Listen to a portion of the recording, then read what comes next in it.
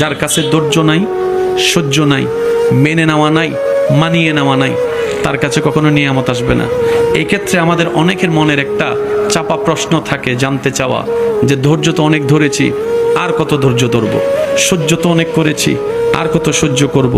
হাজার দিকে উত্তর না গিয়ে একটা উত্তর দেওয়ার চেষ্টা করি, মাথায় এবং মনে বসিয়ে রাখবেন যদি ভালো লাগে। ধৈর্য ততক্ষণ ধরবো যতক্ষণ আমাদের রব খুশি না হয়। সুবহানাল্লাহ।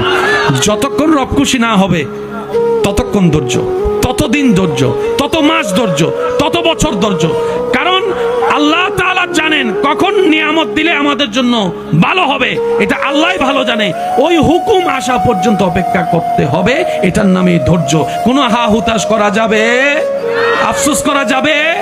আল্লাহ দিল আলহামদুলিল্লাহ, না দিল আলহামদুলিল্লাহ। সুখ আপনাকে খুঁজতে হবে না, দেখবেন সুখ আপনার ঘরে নিজে থেকে চলে আসবে। বলেন সুবহান।